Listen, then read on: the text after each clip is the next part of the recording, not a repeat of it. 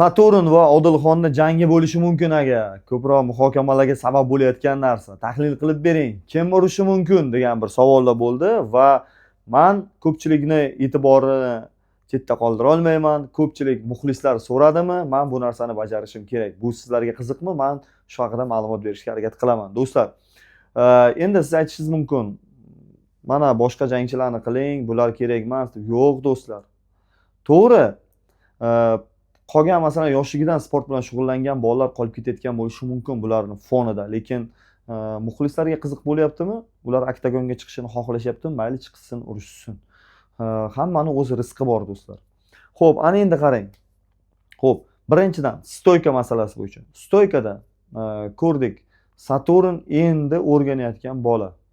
Odilxon To'xtar bilan urushdi, Kamil karate bilan urushdi, boshqa mana kulachkada chiqqan bolalar bilan urushdi va anchagina yaxshigina tajribaga ega va Odilxon menimcha to'g'ri, uni zarbalari, Odilxonning zarbalari bazasi bor sportchilar uchun kulgili bo'lishi mumkin. Nima deb beo'xshov chiqib qolishi mumkin, nostandart chiqishi mumkin, lekin MMA bo'lgandan keyin MMA da standart ishlaydiganlar, ya'ni bir xil ishlaydiganlar g'olib bo'lishi qiyin. Chunki ularni o'qish oson. Va Odilxon shunday jangchilardan biriki, uni o'qib bo'lmaydi. Chunki kutilmagan narsalar qilib qoladi. Qo'l, oyoqda kutilmagan zarbalar berib qoladi va shunisi bilan qiziq. Shunisi qiziq bo'ladi va kutilmagan bo'ladi. Saturn ko'proq zarbalarning kuchiga e'tibor beradigan bola, ya'ni qattiq zarba berishga harakat qiladi va Saturnda shunday narsa bor, u raqibni ertaroq yengishga harakat qiladigan bola va bosim qilishni yaxshi ko'radi. To'g'ri, xatolarga ko'p yo'l qo'yadi, chunki hali yashil sportchi, hali novda deymiz ularni, hali yangi chiqayotgan bola, hali o'rganish bilan birgalikda jangga chiqyapti. Shuning uchun xatolari ko'p va bu jihatdan Odilxon juda ham tajribali va Saturndan 5-6 barobar stoyka zo'r bolalar bilan jang qilganligi sababli stoykani Odilxonga beramiz.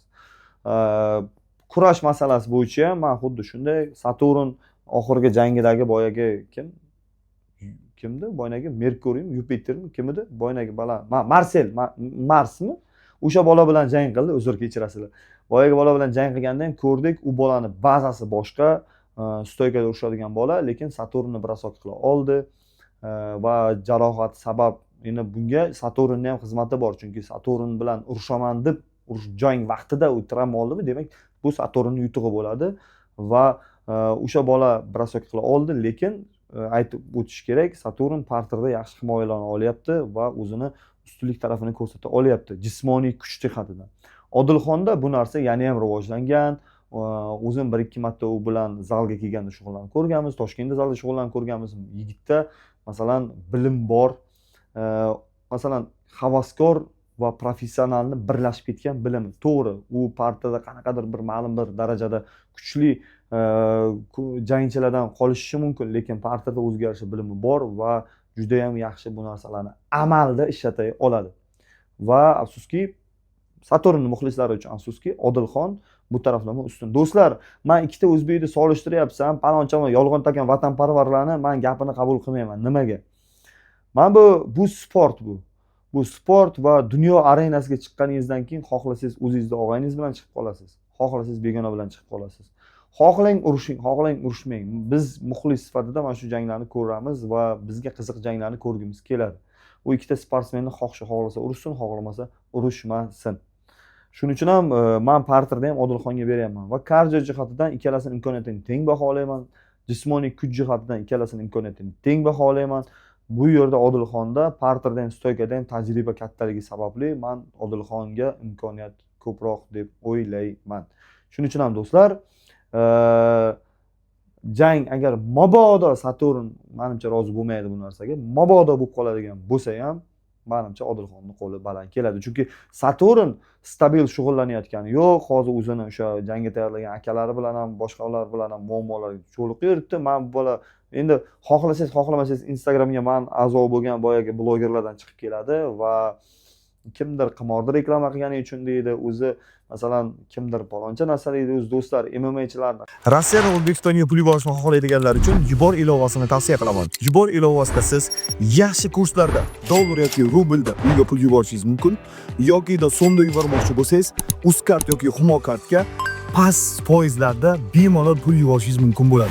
Yubor ilovasini siz App Store yoki Google Play dan skachat qilib olishingiz mumkin yoki-da kommentariyaga, videoni kommentariyasiga o'tamiz va o'sha yerda silka orqali o'tib skachat qilib olasiz. Hammaga Yubor ilovasini tavsiya qilaman. Yubor. Topganingiz barakasi bilan. Hammasi qimorda reklama qiladigan organizatsiyalardan pul olishadi. Va bu narsaga kirmaslik muxlislarning xohishiga kirmaslik kerakligini hamma biladi, lekin nimagadir nima deyiladi? Bo'pti, mayli, bu alohida mavzu. Xullas, shuning uchun do'stlar, jang bo'lishini xohlarmidingiz? Va jangda sizni fikringiz bo'yicha kim g'olib bo'lishi mumkin? Fikrlaringizni kutib qolamiz. Men fikrimni aytdim. Endi navbat sizlarga. Aytganday, do'stlarga tavsiya qilinglar. Videoni iloji bo'lsa zapis qilib olib Instagramlarga tarqatinglar. Menimcha ko'pchilikka bu qiziq bo'ladi. Podpiska bo'lishingizdan chiqmasin. Hammaga omad.